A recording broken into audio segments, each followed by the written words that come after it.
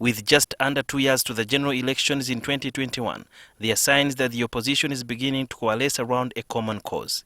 First was the formation of the Democratic Party DP bloc.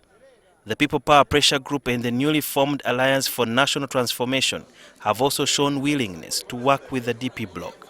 Now the People Power and the People's Government Pressure Groups, which have hitherto been antagonistic towards each other, have agreed to forget their differences and work together. The People Power political outfit, led by Kyaddondo East MP Robert Kyagulanyi, is working around the clock to secure backing across the opposition. Although Kyagulanyi is keen on reaching out to different players in the opposition, some analysts believe these efforts will not amount to much. We would say that it's a good thing for him to emerge, but he's also to fall prey to the old opposition tactics and approaches. It would have been better for him to make a political statement that he has arrived and then start mobilizing and organizing and hope to capture power maybe in some 10 years or so. But he's going to rush and ally with the Besigye and others.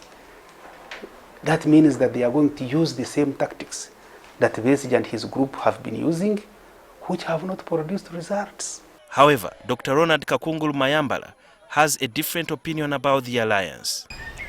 Honorable Biwine, up to date, it does not have organized political structure where his campaign can be best, because when it comes to the general elections for president and the area members of parliament, you must have structures. People would be your campaign agents and such. So it doesn't seem to have that. So if he can, in the meantime, combine effort with the other well-established opposition parties, then his chances would be better off than going solo. President Museveni has been in power for over 3 decades and has won every election he has stood for, and observers have partially attributed this to the strong grassroots structures that the NRM party has built over time. So what is the fate of the opposition with only 2 years left for them to have the structures in place? So the message has to be tailored and made suitable for such voters to come and cast their vote, such that maybe probably the percentage going to the opposition will be slightly bigger. What the opposition can do now is to begin to embark on a long process of building political structures. Where do you see the bottlenecks in the opposition alliance ahead of the 2021 elections? The ideology doesn't seem to be so clear.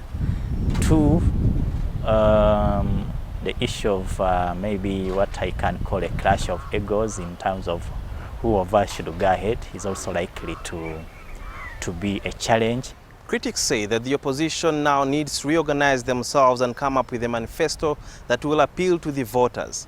And their effort can be tested through a ballot box, but that can only happen if there is a well-leveled ground. Sudil Yaruhanga, NTV.